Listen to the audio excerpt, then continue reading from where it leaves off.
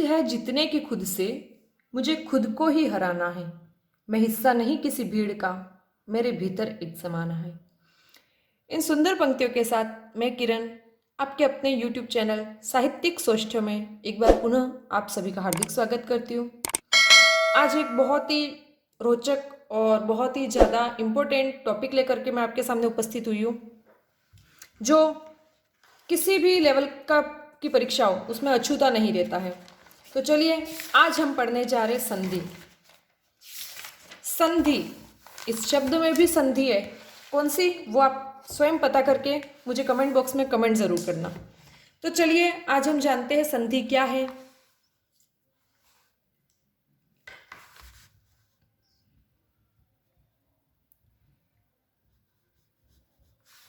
आज का टॉपिक, जिसका नाम तो बहुत ही छोटा है, दिखने में भी ये आसान ही है और पढ़ने में तो उससे भी ज़्यादा आपको मज़ा आएगा। संधि जो शब्द है वो दो शब्दों से मिलकर के बना है। इसकी संधि शब्द की अगर व्युत्पत्ति देखें तो ये सम उपसर्ग के साथ धी धातु जुड़ करके संधि शब्द जुड़ बनता है। और इस संधि का अगर हम शाब्दिक अर्थ देखें, मतलब इस संधि के क्या मायने हैं, तो संधि का मतलब होता है जोड़, या फिर आप कह सकते हैं मेल, या फिर कहीं कहीं आपको योग शब्द भी मिलेगा। इन शॉर्ट अगर अपन गणित की भाषा में कहो तो संधि है योग, जोड़ या प्लस, जो अब किसको जोड़ती है तो यह इसकी परिभाषा से हमको स्पष्ट हो जाएगा। दो ध्वनियों या दो वर्णों के मेल से उत्पन्न विकार या परिवर्तन को संधि कहते हैं। इस परिभाषा को अगर हम देखते हैं तो हमें पता चलते हैं ध्वनि या वर्ण स्तर की प्रक्रिया होती है संधि। दूसरी चीज, इसमें मेल से उत्पन्न विकार, अर्थात जब दो ध्वनियां या दो वर्ण आपस में मिलते हैं तो उनके मिलने से उनमें कुछ परिवर्तन होना आवश्यक है। यदि परिवर्तन नहीं होता है तो वो संयोग कहलाता है, और अगर परिवर्तन होता है तभी वो संधि कहलाती है। जैसे कि एक शब्द के माध्यम से हम समझते हैं, मैं कहूँ सहयोग, इसको भी आप दो भागों में बांट सकते हैं। आप कहोगे सह धन योग, यहां पर भी तो भाई दो अलग, इसको भी तो दो भागों में हमने बांटा, तो यहां पर क्यों संधि नहीं है? संधि का मतलब किसी शब्द को सिर्फ दो भागों में बांटना नहीं होता है। यहाँ पर ये दो भागों में बट तो गया, लेकिन यहाँ पर बीच में किसी भी प्रकार का विकार या परिवर्तन नहीं हुआ है। जबकि हमारी संधि की शर्त यह है कि जब दो ध्वनियां और दो वर्ण मिले, सबसे पहली बात तो, और उनके दरमियान हमेशा विकार या परिवर्तन होना ही चाहिए, तभी जाकर वो संधि होगी। अब जैसे कि एक शब्द हम ले लेते हैं, हमने शब्द लिया भोजनालय। अब इस शब्द को भी हमने दो भागों में हम बांट देते हैं,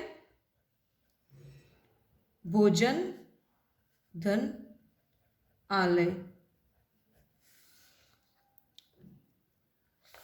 अगर इसको पूर्ण रूप से समझना है तो हमको इसका वर्ण विच्छेद करना होगा। भ में मिली हुई ओ की मात्रा, हमेशा व्यंजन अधूरे है, व्यंजनों को पूर्ण करते स्वर ध्वनियां।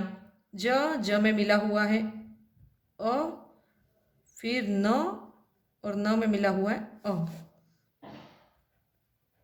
उसके बाद देखते हम आ, ल में पुनः अ की ध्वनि है, और य में अ की। अब संधि ध्वनि स्तर की या वर्ण स्तर की प्रक्रिया क्यों है? ये स्पेशली हम जब स्वर संधि की बात करते हैं तब, है ना। तो जब स्वर संधि की बात करते हैं तो इसमें दो स्वर मिलकर मिलेंगे। तो यहाँ पर देखते हैं एक व्यंजन स्वर, व्यंजन स्वर, व्यंजन स्वर, स्वर व्यंजन स्वर, व्यंजन स्वर। यहाँ पर दो स्वर आपस में मिल रहे, अर्थात यहाँ पर क्या होगा? योग, या कहो इन दोनों शब्दों, इन दोनों ध्वनियों या इन दोनों वर्णों का योग हुआ और इनमें परिवर्तन आ जाता है। दोनों मिलकर एक ध्वनि के रूप में हमारे सामने आते, वो है आ। इस अ का और इस आ का दोनों का अस्तित्व जब मिल जाते हैं तो क्या नया वर्ण हमारे सामने आता है? आ। और पीछे का पूरा जो शब्द है वो इसमें न हलंत, क्योंकि न में से अ निकाल दिया था। इस प्रकार ये पूरा शब्द वापस से बन जाएगा भोजनालय। तो जहां पर संयोग होता है वहां पर कोई परिवर्तन नहीं होता है, दो शब्द आपस में जुड़ेंगे ना, वो शब्द स्तर की प्रक्रिया होती है। लेकिन संधि जो होती है वो वर्ण स्तर की या कहूँ ध्वनि स्तर की प्रक्रिया होती है। इसमें उन दोनों शब्दों को जिनको आप तोड़ रहे हो वो दोनों सार्थक होने चाहिए। जब हम स्वर संधि की बात करते हैं तो कुछ ऐसी चीजें जिनसे हमें स्वर संधि पहचानने में बहुत ही आसानी होती है। संधि मतलब जोड़, जो कि हमेशा लगभग आप मान के चलो कि किसी भी शब्द के बीचों बीच भाग से उसको दो भागों में आपको बांटना है। ठीक है, अक्सर वो बीच से दो भागों में बट जाएगा, हमेशा नहीं कह रही, कभी कभी बिल्कुल आगे के वर्णों से ही बट जाती है। लेकिन अक्सर कोई शब्द है, उस शब्द को बीच से दो भागों में आप बांट दीजिए। फिर जिन दो भागों में आपने उस शब्द को बांटा, या जैसे भोजन धन आलय, दो हमने अलग अलग शब्द किए भोजनालय के, तो दोनों शब्द सार्थक होने चाहिए। सार्थक अर्थात उन दोनों के अर्थ होने चाहिए, निश्चित अर्थ, जो सही अर्थ दे, ऐसे वो दोनों शब्द होने चाहिए। अपनी मर्जी से हम कोई भी शब्द नहीं लिख सकते हैं। और तीसरी चीज, जब हम इसका पूरा वर्ण विच्छेद करते हैं तो उसमें देख सकते हम कि दो स्वर जहां पर आपस में मिल रहे हो, मतलब दोनों स्वर पास में हो, वहीं पर वो संधि होगी। तो यहाँ पर हमने देखा कि हर में व्यंजन के बाद स्वर, व्यंजन के बाद स्वर था, लेकिन यहाँ पर दोनों स्वर पास में है और इसीलिए यहाँ पर ये मेल या जोड़ हुआ, और जोड़ के साथ ही यहाँ पर ये परिवर्तन हमें दिखाई दे रहा है। इसलिए यह तो संधि का उदाहरण है, जबकि ये संयोग का उदाहरण है। अब हम हमारा ध्यान संधि की तरफ लाते हैं। संधि के आप सभी को पता है तीन भेद होते हैं। संधि के तीन प्रकार होते हैं: स्वर संधि, व्यंजन संधि और विसर्ग संधि। स्वर संधि जो होती है वो दो समान स्वरों के मेल से उत्पन्न विकार को स्वर संधि, मतलब दो समान स्वर मिलते हैं और उनके मिलने से उनके दरमियान विकार या परिवर्तन उत्पन्न होता है, और उसी को स्वर संधि कहते हैं। स्वर संधि के पांच भेद होते हैं। कौन कौन से? तो वो है दीर्घ स्वर संधि, गुण स्वर संधि, वृद्धि स्वर संधि, अयादि स्वर संधि और यण स्वर संधि। इस तरीके से हमने देखा कि संधि के तीन प्रकार और उनके भेदों पर आज हम ज़्यादा डिस्कस नहीं करेंगे। आज सिर्फ हम दीर्घ स्वर संधि को लेंगे। जब हम संधि समाप्त कर देंगे उसके बाद एक छोटी सी सारणी बनाएंगे जिसमें हर संधि के मूलभूत नियम और उनको पहचानने के आसान से ट्रिक आ जाएंगे। लेकिन उसके पहले ज़रूरी है कि हम ये संधि होती क्या है वो देखें। तो आज हम पढ़ते हैं दीर्घ स्वर संधि। लेकिन अगर आप संधि को समझना चाहते हो तो उसके पहले आपको वर्ण विचार जो वीडियो है वो देखना आपके लिए आवश्यक है, क्योंकि जब तक आप वर्ण विचार नहीं समझोगे तब तक आपके लिए कोई भी संधि समझनी और स्पेशली स्वर संधि समझने में आपको मुश्किल आएगी। तो दीर्घ स्वर संधि, दीर्घ का मतलब क्या होता है? बड़ा।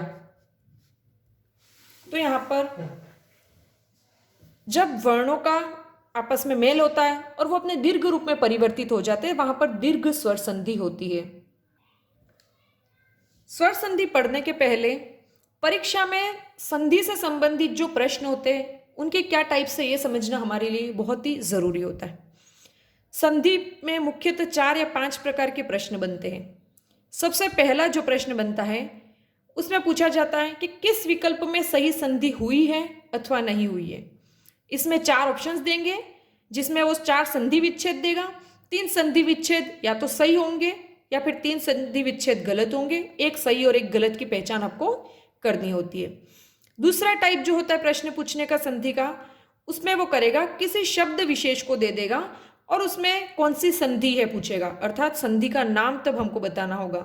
या कोई शब्द विशेष दे दिया जैसे कि रूपांतर, और उस शब्द का संधि विच्छेद के 4 ऑप्शंस देगा, उनमें से जो सही संधि विच्छेद वाला विकल्प है वो हमको पहचानना होता है। तीसरा जो प्रश्न पूछता है उसमें वो क्या करेगा कि किसी संधि के उदाहरण दे देगा और उनको पहचानने का मतलब पूछ लेगा कि निम्न में से दीर्घ संधि का उदाहरण है। तो बाकी 3 और दूसरी संधियों के नाम उदाहरण होंगे और एक दीर्घ संधि का होगा जो हमको पहचानना होगा। और अंतिम वो संधि विच्छेद दे देगा और उन संधि विच्छेद के दोनों अलग अलग जो पद है उनसे हमको एक संधि पद बनाना होगा। विच्छेद का मतलब होता है अलग करना और संधि पद का मतलब होता है जो एक शब्द जो उन दोनों अलग अलग शब्दों को जोड़ करके हमने बनाया। तो हमें बस ये ध्यान रखना है कि दोनों शब्द जो हम अलग कर रहे हैं वो सार्थक होने चाहिए, है ना, और वो दोनों आपस में स्वर वर्णों से जुड़े, तभी वो स्वर संधि होगी। तो चलिए अब दीर्घ संधि पर फोकस करते हैं। दीर्घ संधि की परिभाषा है दो समान स्वर मिलकर जब दीर्घ हो जाते हैं तो दीर्घ संधि कहलाती है। इसमें मैं आपको कुछ भी नहीं बताऊंगी, सारे उत्तर आपके पास ही है, प्रश्न भी आपके होंगे और उत्तर भी आपके ही होंगे।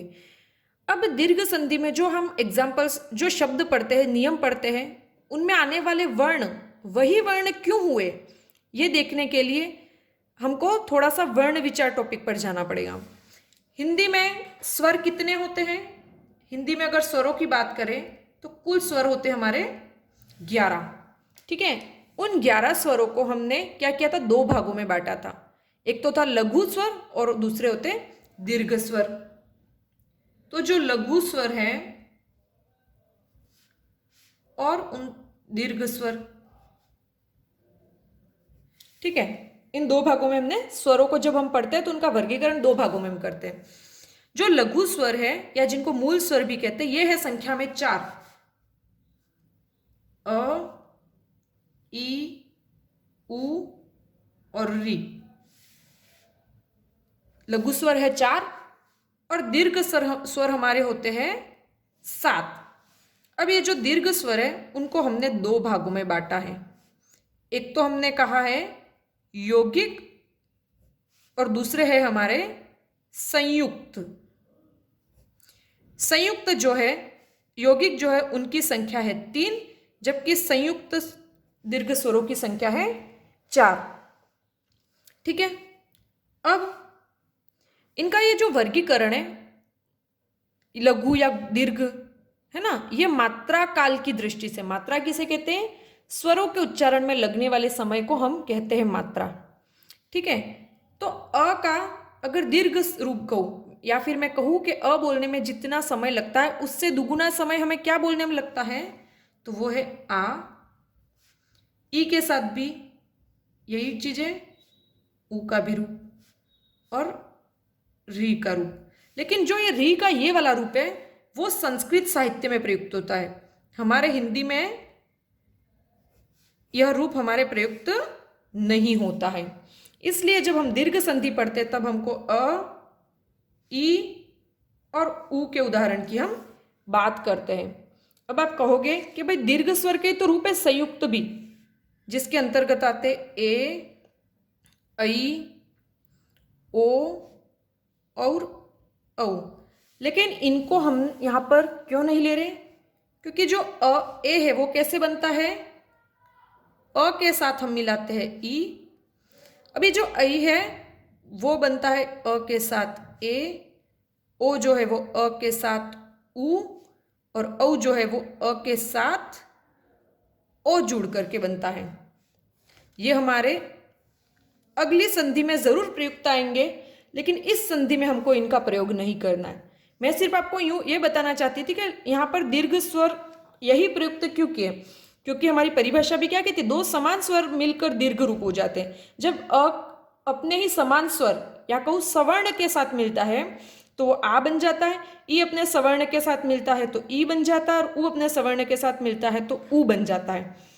अर्थात अ का सवर्ण हुआ अ या फिर आ, तो इसके हम 4 रूप बन सकते हैं। भले अ के साथ अ मिलाओ तो भी आ बन जाएगा, अ के साथ में आ मिलाओ तो भी उसका दीर्घ रूप हो जाएगा, अर्थात आ ही बनेगा। आ के साथ में अ मिलाओ तो भी आ ही बनेगा और आ के साथ में आ मिलाओ तो भी आ ही बनेगा। बस इतनी सी चीजें, ये कॉन्सेप्ट है, ये समझ में आ गया तो दीर्घ संधि में आपको कहीं पर भी कोई प्रॉब्लम नहीं आएगी, ठीक है, तो ये दीर्घ रूप ये है, और यही क्यों लिए, इसका उत्तर आपके सामने ही है, आपने खुद ने बताया है। अ का सवर्ण जो है वो अ या आ होते हैं, और अ को बोलने में जितना समय लगता है उससे जस्ट डबल या उसका दुगुना जो हमको आ बोलने में लगता है, ये सब दीर्घ स्वर है, जबकि ये लघु स्वर है। अब हम आते हैं, वैसे कि वैसे ई के साथ होता है, हम बात करें जब अ के बाद हम आते हैं ई पे, तो ई के जो सवर्ण है वो ई या बड़ी ई है। इसके भी चारों रूप इसी तरीके से बनेंगे। ई दोनों छोटी मिलके भी बड़ी बनेगा, छोटी ई प्लस बड़ी ई बराबर भी बड़ी ई, चाहे बड़ी ई पहले हो छोटी ई बाद में हो तो भी ई, और दोनों बड़ी ई मिलकर के भी हमारे क्या बनेगा रूप, बड़ी ई ही बनेगा। तीसरा हमारे ऊ पर आते हैं, ऊ के सवर्ण। अब हमें ध्यान क्या रखना होता है परीक्षा में, कि हम किसी शब्द की मात्रा छोटी या बड़ी कर देते हैं, क्योंकि एक मात्रा परिवर्तन से हिंदी में उस शब्द का अर्थ भी बदल जाता है। तो हमको बस हर शब्द की मात्रा सही लगानी है और सार्थक शब्द होने चाहिए। अर्थात जिन दो शब्दों को हम, जिस शब्द को दो भागों में बांट रहे हैं, जिसमें हमारे अ चाहे आ, ई चाहे ई, ऊ चाहे ऊ, जो भी वर्ण या ध्वनि आए, उस ध्वनि वाला जो भी शब्द है वो शब्द सार्थक होना चाहिए। और जो संधि होती है वो किसी भी शब्द के, जैसे कि हम कहें एकांगी, तो इसको दो भागों में बांटा हमने, एक धन अंगी। अब ये एक प्रथम शब्द जो है उसकी अंतिम ध्वनि, मतलब क में मिलता है हमारे अ, और द्वितीय जो दूसरा जो शब्द है उसकी प्रथम ध्वनि, इन दोनों के बीच में हमारे संधि होती है। अब ये जो अ है वो अनुस्वार लिए हो चाहे अनुनासिक, इनसे कोई फर्क नहीं पड़ता है ना। इस अ पे चंद्र बिंदी लगी हो चाहे बिंदी, उसको हमें नहीं देखना है, बस वो जिस शब्द को, अंगी जो शब्द है वो सार्थक होना चाहिए, और आगे जैसे एक शब्द है वो भी सार्थक होना चाहिए। अब हम एक साथ इन सब के एग्जाम्पल्स सॉल्व करते हैं, सारे एक साथ देखेंगे तब अलग अलग बहुत सारे एग्जाम्पल्स देखेंगे तो आपको बिल्कुल क्लियर हो जाएगी ये चीज। परीक्षा में इस तरीके के एग्जाम्पल्स होंगे, हम पहले हल करते हैं इनको। सर्वाधिक, इसका संधि विच्छेद क्या होगा, आप मेरे साथ साथ ही हल कीजिए। ये दो शब्दों से मिला है, सर्व धन अधिक, लेकिन दोनों शब्द सार्थक होने चाहिए तभी होगा, ठीक है। अब इस सर्वाधिक को होकर हमें क्रॉस चेक करना है कि हमने जो इसका विच्छेद किया वो सही है या गलत है। तो हम क्या करेंगे, आपके पास तो एग्जाम्पल ऑप्शंस भी रहेंगे चार, तो अगर आपको किसी संधि सर्वाधिक शब्द का संधि विच्छेद है और उसके चार नीचे ऑप्शंस है, तो उन ऑप्शंस को भी आप टैली कर लोगे तो भी आपके एग्जाम में क्वेश्चन सही हो जाएगा। सर्वधन अधिक, कुछ शब्द तो हमारे सुने होते हैं, लेकिन कुछ शब्द ऐसे भी होते हैं जो हमने सुने नहीं हो, तो इसमें कुछ नहीं करना है, हमको सारे शब्दों को तोड़ देना है ना। धन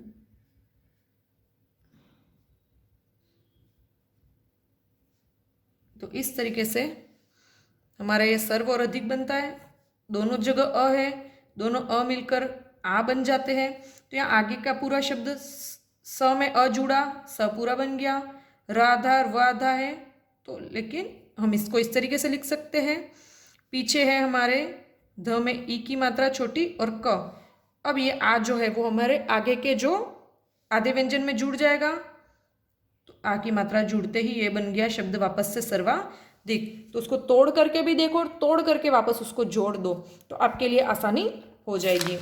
चलिए बाकी के शब्द देख लेते हैं। न्यूनाधिक, इसका संधि विच्छेद क्या होगा, न्यून धन अधिक। मूल्यांकन, इसका क्या हो जाएगा, मूल्य धन अंकन। पादांगुष्ठ, ऐसे कोई शब्द आए तो उसका मतलब सबसे पहले इसमें पाद मतलब पैर और अंगुष्ठ का मतलब है अंगूठा, मतलब पैर का अंगूठा। ठीक है, मात्रा आपको छोटी बड़ी नहीं करनी है। वहां हो सकता है अंगुष्ठ में एक में ऊ की मात्रा छोटी आएगी, पीछे कहीं बड़ी आ जाए। पीछे का जो शब्द है वो वैसा के वैसा रहेगा, उसमें ना मात्रा का कोई अंतर करना, आपको किसी तरीके का कोई बदलाव नहीं करना है। सिर्फ हमको तो इन दोनों शब्दों में कि जो इसकी अंतिम ध्वनि और इसकी प्रथम जो ध्वनि है उन्हीं से मिलकर के हमारे यहाँ पर आ ध्वनि आई, और इतना ही हमारे अंतर करना है। अगला है चीनांशुक। इसका संधि विच्छेद होता है चीन धन अंशुक। अंशुक का मतलब होता है रेशमी वस्त्र या रेशमी कपड़ा। जो चीन से लाए जाने वाले या चीन से आयातित जो वस्त्र थे उनको चीनांशुक कहते थे। ठीक है, अब है आनंदातिरेक। तो इसका है आनंद धन अतिरेक। अगला है महाराजाधिराज। महाराजाधिराज, तो यहाँ पर आ की साउंड देखो आपको आ रा जा तीनों में मिल रही है, तो आप बोलोगे भाई हम कहाँ से इसको तोड़े, लेकिन हमको सार्थक शब्द भी महाधन राज धन अधिराज आप यूं नहीं बोल सकते। महाराज पूरा एक शब्द है, क्योंकि आ और रा में हा और रा में कोई परिवर्तन नहीं आ रहा है, और हमको तो परिवर्तन चाहिए। महाराज के साथ अधिराज शब्द जुड़ा जब, तब जाकर के हमारा शब्द बनता है महाराजाधिराज। कुशासन, इस शब्द को देखें, इस शब्द के दो उच्चारण हो सकते हैं, कुशासन और कुशासन।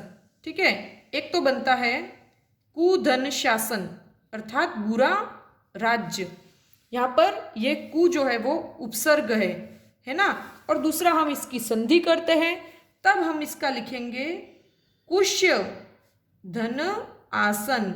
कुश एक प्रकार की विशेष घास होती है जो काफी नुकीली होती है, उसका जो आसन होता है उसके लिए कुशासन शब्द आता है ना। तो यहाँ पर आप ध्यान रखिएगा, परीक्षा में आपको ये भी दे सकता है कुधन शासन, और आपने जल्दबाजी में कर दिया तो उपसर्ग सही है कु, लेकिन जब संधि की बात करते तब वो आपका गलत हो जाएगा।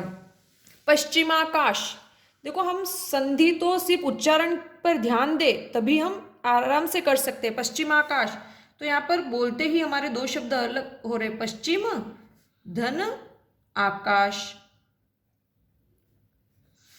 अरावली, इस पद का जो हमारे क्या संधि विच्छेद हम जब करते हैं तब होता है अर, है ना, इसको भी आप अच्छे से याद रखना। अर धन अवली, अवली का मतलब होता है पंक्ति, है ना, और जो अर है उसका मतलब होता है अरे, मतलब किसी जो पर्वतीय सीमा उससे जुड़ा हुआ, तो अर धन अवली। पूर्वाहन जो है वो पूर्व धन अहन से मिलके बना है, जैसे दक्षिणा पूर्वाहन के अपराहन तो अपर धन अहन। दक्षिणापथ, ये जो है वो दक्षिण। अब यहां पर आप बोलोगे आपत होगा या अपथ होगा, तो यहां पर हमको वही बात है कि सार्थक शब्द प्रता होने चाहिए, तो दक्षिण धन अपथ, है ना, तो ये भी इंपॉर्टेंट है आपके लिए। अगला है आत्माभिमान।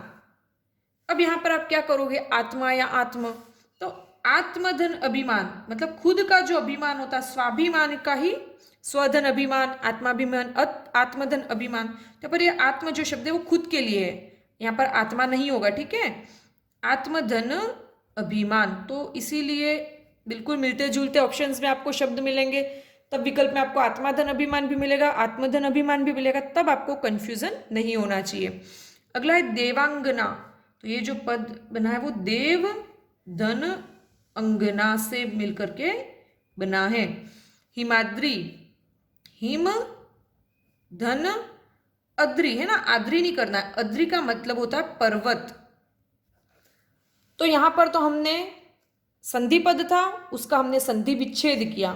अब हम परीक्षा में दोनों तरीके के आते हैं, तो हमने दोनों तरीके से हल करने के लिए एग्जाम्पल्स लिखे। अब हमारे पास संधि विच्छेद किए हुए इनके संधि पद हमको लिखने हैं। काम धन अयनी, अब यहाँ पर तो बहुत ही आसान हो जाता है, काम में अ है, अयनी का भी अ है, इसको भी एक बार हल कर लेते हैं हम ताकि आपके लिए आसान रहे। विकल्प में आपको संधि विच्छेद दे काम धन अयनी, तो यहाँ पर भी हमको क्या करना है, काम म में हमको अ निकाल देना है, अयनी का भी हमने अ निकाल के पीछे का पूरा वैसे वैसे, यनी और काम से कोई मतलब नहीं, हमको और अ मिल करके हमारे क्या बन जाते आ, ये तो पता है भाई, दो लघु वर्ण मिलकर के दीर्घ वर्ण बन जाते हैं। अब बाकी को जोड़ दो पूरा पूरा। यहाँ पर हम लिख देंगे काम, इसको यहाँ पर जुड़ जाता है काम, म के साथ आ की मात्रा आ तो कामायनी, ये बन गया। बहुत ही आसान है ये तो। चलिए, तो काम धन ऐनी, ऐनी का मतलब होता है पुत्री, तो कामाय ये शब्द बन जाता हमारे कामायनी। अगला संधि विच्छेद है शश धन अंक। ये जो अ है वो अ के साथ जुड़ करके हमारे क्या बन जाएगा आ, तो श के साथ श में आ की मात्रा जुड़ी तो शा, और ये अंक शशांक, ठीक है। जन धन अर्दन, ये अ न के साथ जुड़ के ना बन जाएगा जनार्दन, बाकी तो कुछ चेंज करना ही नहीं है। उप अध्याय, ठीक है, तो प है तो प में अ जुड़ गया पा बन जाएगा, तो यहां पर बन गया उपाध्याय। उसके बाद लोहित धन अंग, ये अंग जो है वो ता के साथ जुड़ के ता बना देगा, तो ये बना दिया लोहितांग। लोहितांग कहते हैं मंगल ग्रह को, है ना, लाल। क्वथन धन अंक, अ न के साथ जुड़ के ना बन जाएगा, तो क्वथनांक। ये ऊपर चाहे अनुस्वार हो चाहे अनुनासिक, वो उसको वैसे वैसे लिख देना, उसको कोई बदलाव नहीं करना है। चर धन अचर, अ जुड़ा र में, तो र को कर देगा र का और अ दोनों मिलके रा, चराचर। शब्द धन अर्थ, अ जुड़ के द को द में आ की, दाव धन अग्नि, अ में अ जुड़ा तो आ, तो दावाग्नि, व का वा हो जाएगा ना, बाकी वैसा वैसा। शब्द धन अर्थ, शब्दार्थ। जठर धन अनल, जठरानल। जठर धन अग्नि होता तो हम जठराग्नि कर देते, अनल या अग्नि आग। लोक धन अनुकंपा, लोक क में अ है, क में आ जोड़ेंगे तो लोकानुकंपा, लोकानुकंपा। बहुत ही आसान है ना। एक धन अधिक, तो यहां पर बन जाएगा हमारे एकाधिक। लेकिन ये जब हम एक सिंगल कुछ सॉल्व करते तब तो बहुत आसान लगता है, लेकिन अलग अलग संधियां दे जाती है तब बहुत टफ लगता है। परम धन अर्थी, परमार्थी। एक धन अंत, एकांत। धर्म धन अधिकारी, तो ये हो गया धर्माधिकारी। ये तो हुआ हमारे सिर्फ 30 उदाहरण। आज बहुत सारे उदाहरण सॉल्व करने हैं ताकि दीर्घ संधि में आपको परेशानी बिल्कुल ना आए। अंडाकार, इस शब्द के हमको वापस से संधि विच्छेद करना है। आपके अनुसार क्या होगा, अंडे या अंडा? सोच के बताइए। अंड धन आकार होगा इसका, है ना। आप अंडा धन आकार मत कर देना, तो इन शब्दों को ध्यान रखना।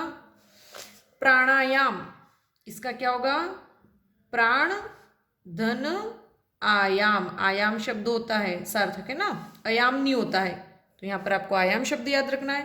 पंचायत, पंच धन आयत। उसके बाद है अपने हास्यास्पद, हास्य धन आस्पद, अस्पद नहीं होगा ना, आस्पद होगा। यातायात, इसका क्या बनेगा, यात, याता नहीं है ना, यात शब्द याद रखना, यात धन आयात। सब शब्दों का मैं अर्थ नहीं बता रही हूँ क्योंकि वक्त हो जाएगा, बहुत लंबा वीडियो ऐसे ही बन रहा है। आप सर्च करके देख लेना, जो शब्द आपको लगे कि इसका क्या अर्थ है। मरणासन, मरण धन आसन्न। नीलाकाश, इसका लिखने में बिल्कुल सिंपल है, लेकिन नील होगा कि नीला, इसका होगा नील धन आकाश। बिल्कुल दिखने में ऐसे सामान्य से शब्द होते, लेकिन वो हमारे परीक्षा में गलत हो जाते। भयानक, इसका क्या होगा, भय धन आनक। आर्यावर्त, आर्य, ठीक है, आर्या मत कर देना, इसका शब्द बनेगा आर्य धन आवर्त। शस्त्रागार, तो इसका बनेगा शस्त्र धन आगार। अब कुछ संधि विच्छेद किए हुए उनके संधि पद बनाने हमको, है ना। तो ये तो बहुत ही आसान होता है। मानव धन आकृतियां, तो मानवाकृतियां।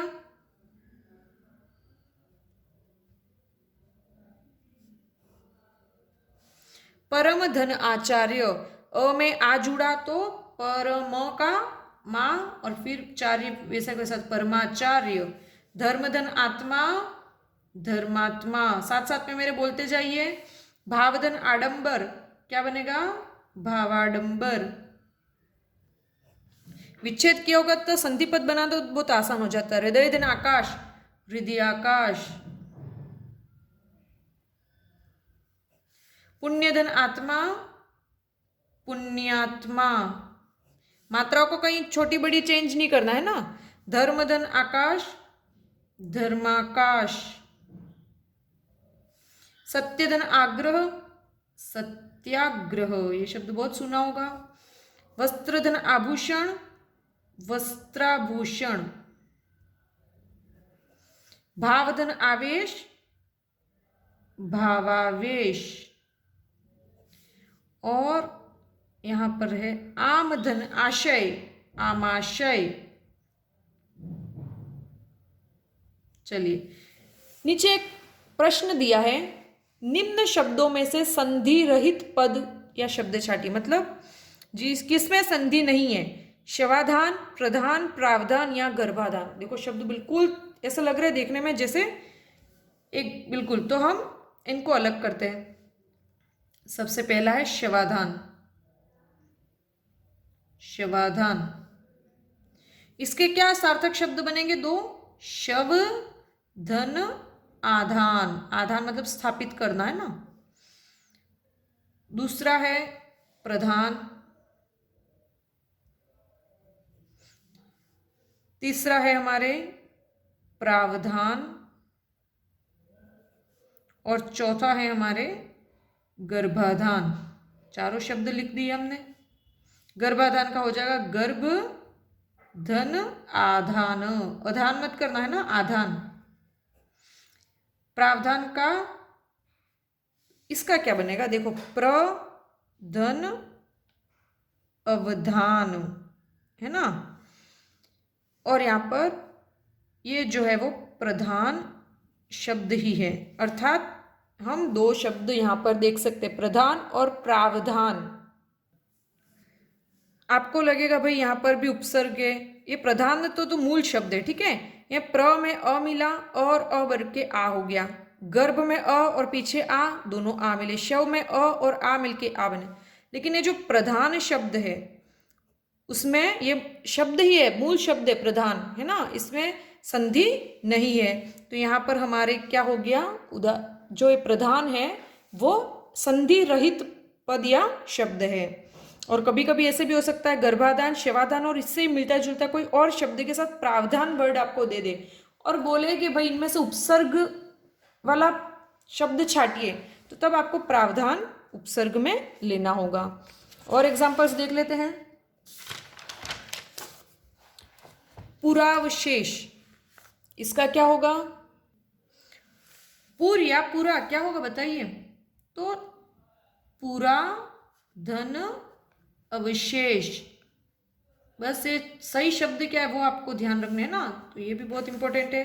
पूरा तंस में भी वही, पूरा धन अवतंस।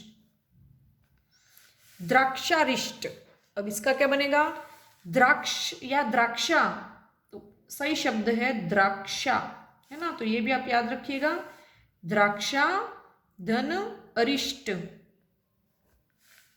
मुक्तावली, मुक्त या मुक्ता, मुक्ता धन अवली। अगर ली में ई की मात्रा बड़ी है तो आपको वहां पर छोटी करने का कष्ट नहीं करना है ना। अवली में ली की मात्रा बड़ी आती है और अंजलि में ली की मात्रा छोटी आती है। और ये मुक्ता शब्द भी आपको याद रखना है ना, मुक्त नहीं, मुक्ता धन अवली। मुक्ता मतलब मोतियों की माला, है ना, मोतियों की माला के लिए। क्रियान्वयन, तो इसका हो जाएगा क्रिया धन अन्वयन।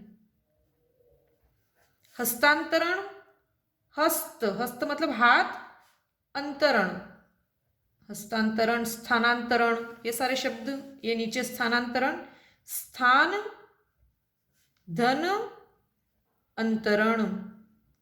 दीक्षांत, दीक्षांत समारोह होता है, दीक्षा है ना, दीक्ष नहीं होगा, दीक्षा धन अंत, पढ़ाई जब समाप्त होती है तब दीक्षांत समारोह होता है। द्वारकाधीश, तो द्वारका, वहां पर आपको द्वारिका जबरदस्ती नहीं करना है ना, असली शब्द ही द्वारका होता है। द्वारका धन अधीश, अधीश मतलब राजा। श्रद्धांजलि, तो यहां पर हो जाएगा श्रद्धा धन अंजलि, है ना, ली में ई की मात्रा है छोटी। ब्रह्मांड, तो ब्रह्म धन अंड, हमने अंडा पढ़ा था ना पीछे अंडाकार में, तो वही अंड, ब्रह्मधन अंड। और सुधांशु, तो इसमें हो गया सुधा मतलब अमृत, धन अंशु, सुधांशु। कुछ और एग्जाम्पल्स हैं, जल्दी से इनको भी हल कर लेते हैं। शिक्षा धन आलय, आ धन आ बराबर आ, शिक्षालय, बहुत ही आसान है वैसे। विद्यालय, विद्याधनालय। निंदा धन आस्पद, तो ये क्या बन जाएगा हमारे, निंदास्पद। काराधन आगार, ये बहुत ही अच्छा है। कारा मतलब बंधन, आगार मतलब स्थान, मतलब जहां पर किसी को कैद रखे ऐसा स्थान, उसको क्या कहते हैं, कारागार। लेकिन यहां पर आपको एक कारा शब्द का अर्थ और कारा शब्द पता होना चाहिए। द्राक्षाधन आसव, तो ये बन गया हमारे द्राक्षासव। जैसे देवधन असुर, तो देवासुर। वार्ताधन आलाप, तो ये हो गया हमारे वार्तालाप। महाधन आशय, महाशय। बहुत ही आसान थे ना, हमने सॉल्व कर लिए ये सारे। इनमें देखिए अभी तक हमने यहाँ पर आ के साथ आ मिला और हमने बनाए थे आ का रूप। इसके पहले हमने देखा आ के साथ अ मिलने से क्या बन रहा था हमारे, आ। इनमें हमने देखा अ के साथ हमने मिलाया आ और इसके रूप भी बने आ। और सबसे पहले हमने जो इतने भी रूप देखे वो अ के साथ अ मिला करके आ रूप। अब ई और ऊ के रूप हम देख लेते हैं। मैंने जिस तरीके से बहुत सारी स्पेस छोड़ रखा है वैसे आप भी, क्योंकि जब भी आप पढ़ते हो कोई शब्द मिले उसकी संधि करके उन शब्दों को एक जगह इकट्ठा करके रखो। अति धन इत, छोटी ई के साथ छोटी ई, इसको हम एक बार समझ लेते हैं। जैसे कि मैं कहूं अति धन इत, अ के बाद है त में मिली हुई छोटी ई, पीछे भी ई और त। संधि कहाँ होगी, स्वर व्यंजन, स्वर स्वर व्यंजन, तो दो स्वर मिल गए भाई, यहाँ पर स्वर संधि हमारी होगी। दोनों ई मिलकर के समान वर्ण जब होंगे तो बड़ी ई या उसका दीर्घ रूप हो जाएगा। यहाँ पर इसको जोड़ देंगे ई में त और यहाँ से ये, यहाँ पर अ त धन इत बराबर बन गया ना हमारा रूप अतीत। ठीक है, तो चलिए इन सबको सॉल्व कर लेते हैं।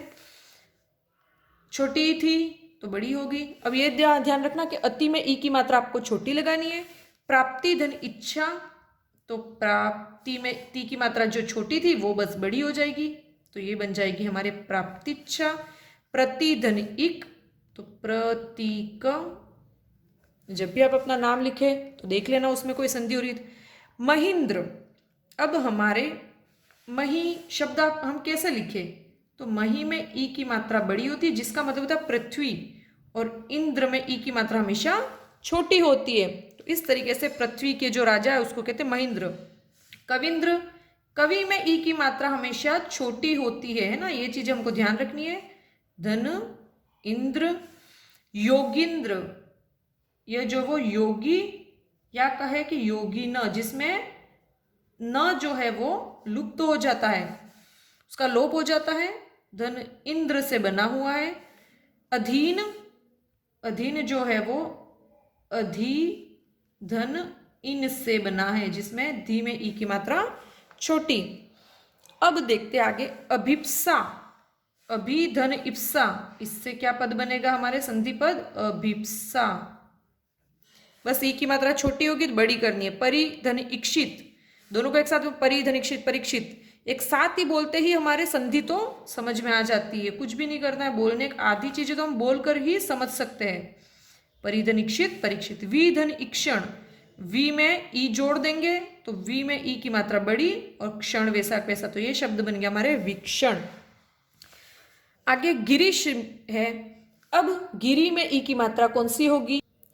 तो गिरी में, गिरी का मतलब होता है पर्वत, और इसमें मात्रा दोनों हमेशा छोटी होती है, ये बात हमको याद होना चाहिए। और ईश्वर, ईश, भगवान है ना, भगवान के जितने भी ईश ईश्वर, इनमें ई की मात्रा हमेशा बड़ी होती है। तो गिरी धन ईश गिरीश। कपिश, कपि का मतलब क्या होता है? बंदर, और उसमें भी ई की मात्रा छोटी होती है।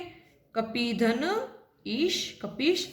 क्षितिश, क्षिति में ती की मात्रा छोटी, जिसका मतलब होता है पृथ्वी धन ईश, तो ये हो गया हमारे क्षितिश। क्षितिज मत कर देना ना, वो क्षिति धन ज से मिलकर बनता है।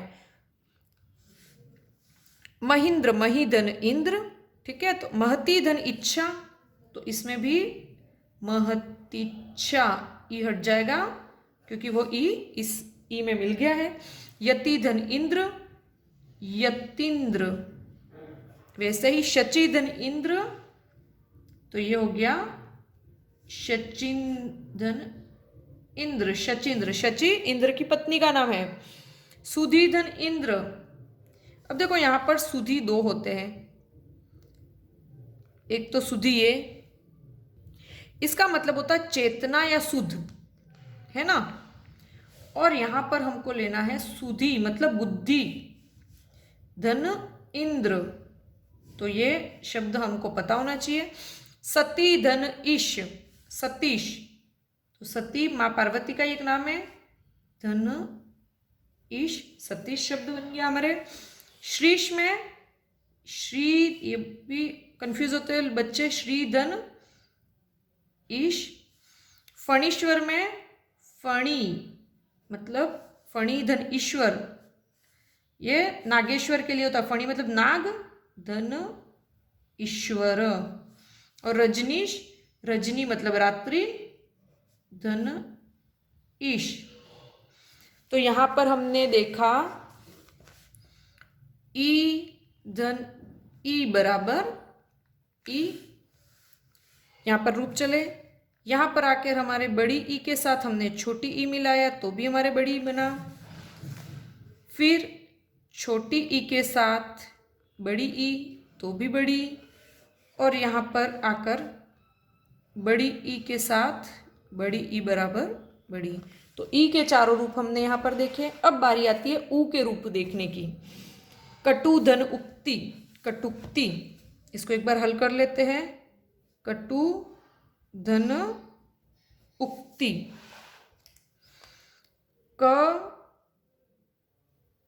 कट, ट में से ऊ की मात्रा हमने निकाल दी है, यहाँ पर ऊ अलग किया और पीछे ती वैसे वैसे, ठीक है। दोनों स्वर आपस में है, दोनों स्वर मिलकर के दीर्घ रूप में बदल जाएंगे। बस आपको मात्राएं लगानी आना चाहिए। तो ऊ की मात्रा इसके साथ जुड़ जाएगी। ऊ की जब बड़ी मात्रा होती है तब वो इस तरीके से होती है। तो ये हमको पता होनी चाहिए मात्रा कैसे लगाते हैं। जैसे कि गुरु शब्द होता है, उसमें छोटी मात्रा होती है। र ये बना तो ये छोटा है, और इसका दीर्घ रूप बनाना है तो हमको इसमें घुंडी बनानी होती है। ये दीर्घ है और ये लघु रूप है, और गुरु में हमेशा छोटा होता है। ये गुरु शिक्षक है ना, और मैं लिखूँ अगर गुरु, इसका मतलब होता है बड़ा, है ना। तो गुरु का उपदेश, तो जब गुरु उपदेश की हम बात करेंगे वहां पर गुरु का मतलब शिक्षक के अर्थ में हमको लेना है। सुक्ति, तो उसमें हमारे सु मतलब अच्छी धन उक्ति, सु उपसर्ग है उसके साथ उक्ति, ठीक है। लघुत्तम, लघु में ऊ की मात्रा छोटी है ना, ये ध्यान रखना। धन उत्तम, लघुत्तम, लघुत्तर, लघु धन उत्तर। गुरुपदेश, मतलब गुरु का उपदेश। तो यहाँ पर ऊ की मात्रा छोटी, धन उपदेश। अगर रू में ऊ की मात्रा बड़ी कर दोगे तो बड़ा उपदेश ही हो जाएगा अर्थ। मृत्युप्रांत, देखो यहाँ पर हम ज्यादातर गलत बोलते हैं, मृत्युप्रांत बोलते हैं, लेकिन ये शब्द भी इंपॉर्टेंट है जब शब्द शुद्धि आती है उसकी दृष्टि से। तो मृत्यु में ऊ की मात्रा छोटी, धन उपरांत, तो इस तरीके से बनता है हमारे मृत्युपरांत। मंजूषा मतलब मंजू धन उषा, है ना। तो इस तरीके से छोटा ऊ के साथ छोटा ऊ मिला करके हमने बनाया बड़ा ऊ। आगे देखते हैं सिंधु धन उर्मी, तो ये बना हमारे सिंधुर्मी। छोटा ऊ था तो वो हो गया बड़ा ऊ, मतलब यहाँ पर ऊ के साथ हमने बड़ा ऊ मिलाया और हमारा रूप बन गया बड़ा ऊ का। लघु धन उर्मी, तो इसमें भी ल घ में ऊ की मात्रा बड़ी, उर्मी, ठीक है, लघुर्मी। वधुक्ति, अब हमको पता होना चाहिए एक वधु जो शब्द है, नारी वधु, इनमें ऊ की मतलब बड़ी मात्रा आती है। वधु धन उक्ति, वधुक्ति। भूपरी, भूपरी में क्या होगा, भू धन ऊपरी, भूपरी, ऊ के साथ ऊ मिल गया इसलिए भूपरी बना। वधुल्लास, तो इसमें बना वधु धन उल्लास। चमुत्साह, चमू मतलब सेना, चमू कहते हैं सेना को, धन उत्साह, चमुत्साह। यहां से हमारे बड़ा ऊ के साथ यहाँ पर छोटा ऊ था तो यहाँ पर बन गया हमारे बड़ा ऊ। अब देखते हैं भूधन ऊर्जा, भूर्जा, है ना, बड़ा ऊ, बड़ा के साथ भी बड़ा ऊ और बन जाता है बड़ा ऊ, ठीक है। सरयुधन उर्मी, तो ये सरयुर्मी, और अंतिम में भूधन ऊर्ध्व, तो भूर्ध्व। इस तरीके से हमने सभी को मिला करके लगभग 100 दीर्घ स्वर संधि के उदाहरण देखे, जिसमें आ, ई और उ तीनों के रूप हमने देखे। और भी बहुत सारे एग्जाम्पल्स, बहुत सारी, हम जब कोई किताब पढ़ते हैं उसमें बहुत सारे शब्द आते हैं, उन शब्दों पर अगर आप गौर करोगे तो आपके दिमाग में अपने आप ही चलने लगेगा, अरे यार ये तो दीर्घ संधि का है, ये गुण संधि का है। तो शब्दों को ध्यान से पढ़िए और उनमें संधि को छाटिए, उन शब्दों की विच्छेद कीजिए तथा विच्छेद किए हुए दोनों शब्द सार्थक है क्या, उनमें दोनों पास में दो, अगर दो ध्वनियाँ स्वर ध्वनियाँ मिल रही है तो वो स्वर संधि है। तो इस तरीके से स्वर संधि की पहचान आप आसानी से कर सकते हैं। वीडियो अगर पसंद आया तो इसको लाइक कीजिए, अगर आपने सब्सक्राइब नहीं किया तो प्लीज़ इसको सब्सक्राइब कीजिए तथा बेल आइकन पर क्लिक कीजिए ताकि लेटेस्ट अपडेट जो भी वीडियोज़ आएंगे वो आपको प्राप्त हो जाएंगे। इस वीडियो में अगर आपको कोई शब्द या ऐसा लगता है जो आपके संशय हो तो उसके लिए आप मुझे कमेंट बॉक्स में कमेंट करके पूछ सकते हैं। वीडियो यहीं समाप्त होता है। धन्यवाद।